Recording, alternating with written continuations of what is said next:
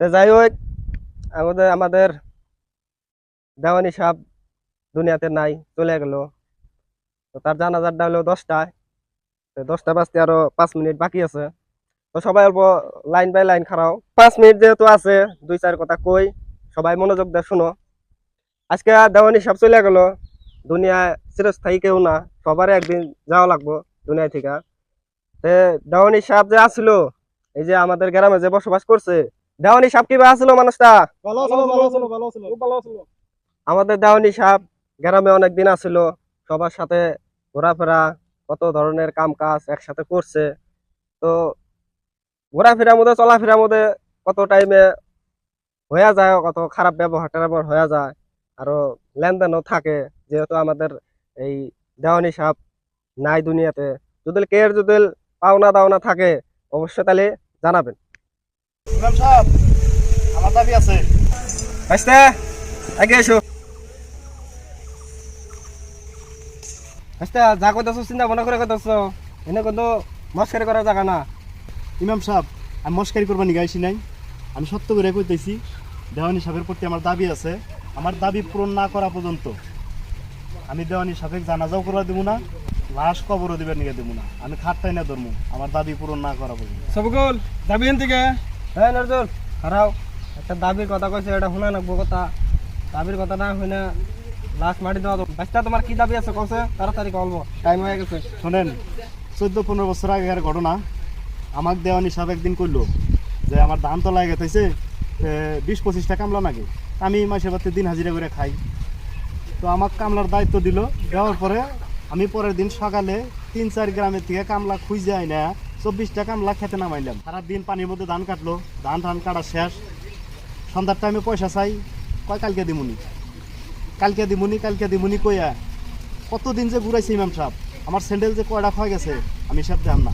আমার কথা আমি দেওয়ানির বেড়ারে জানাইছি, নজরুলেক জানাইছি, সেও আমার কথা কোনো গুরুত্ব দেয় নাই। নজরুল, এনে কথাকে শুনছিল তুমি আগে কইছো তোমার বহুত দিন আগেকার কথা।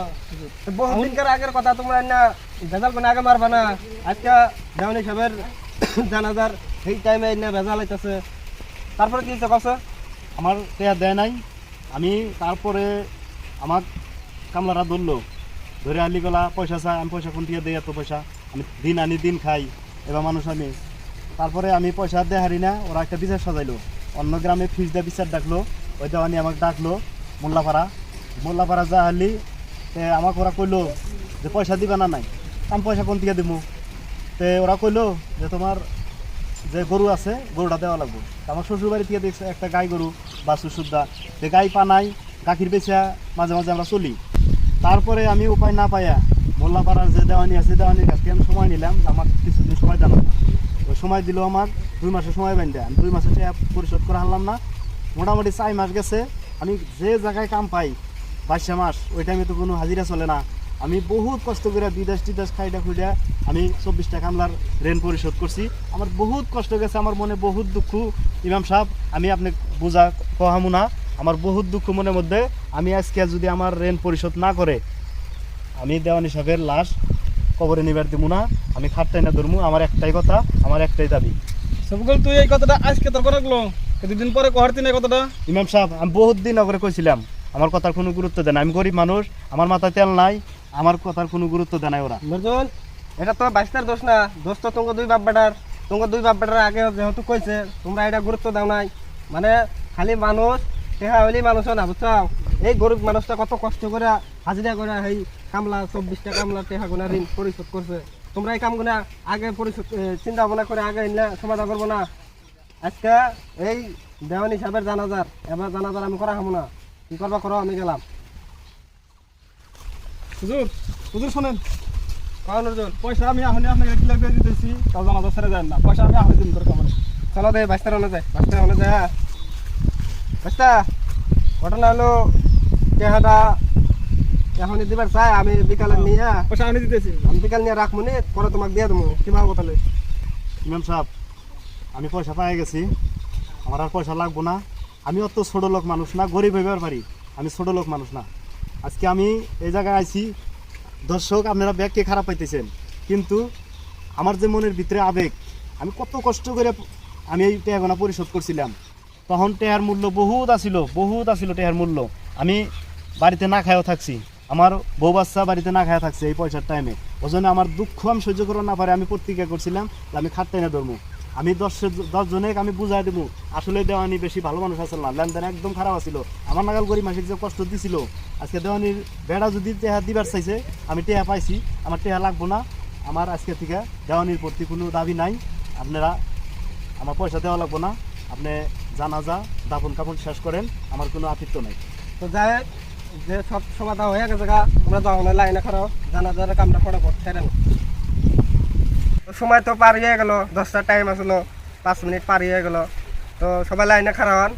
আর এই যে আজকে যে অভিযোগটা তুলে ধরছে যে দেওয়ানি সাহেবের কাছে কামলার টেহা পাইতো, কামলার টেহাটা দেয় নাই, না দেওয়াতেই দেওয়ানি সাহেব ইন্তেকাল করছে।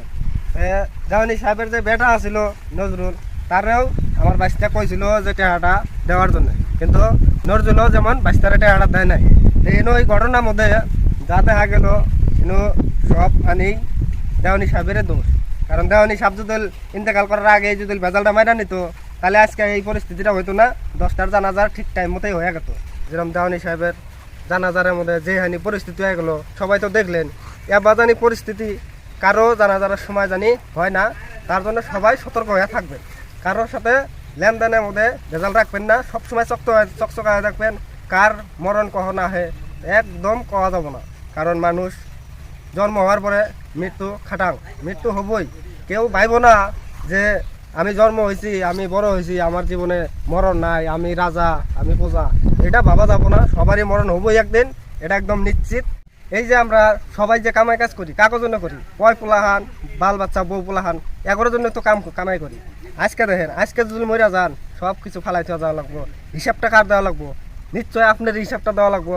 তো নিজে চকচক হয়ে থাকেন, কারোর সাথে কোনো ঝামেলায় যান না। এই যে দেহ হালালি কামাই করে যে পয় পোলাহানটা যে খিলাই দিয়েছেন, আজকে মরিয়া যান, পয় পোলাহানে 2 দিন মনে রাখবো, আর নিজের মরার পরে কত কষ্ট আজাব সহ্য করা লাগবে। তো এই না বাদ দিয়া হক পথে কামাই করে খান, কোনো টেনশনে আসো না। আল্লাহ উপর আল্লাহ চলাবো, একদম সহি সালামতে চলেন, হক পথে চলেন। দেহার মালিক আল্লাহ, খিলানের মালিক আল্লাহ, কোনো ঝামেলায় আসবো না।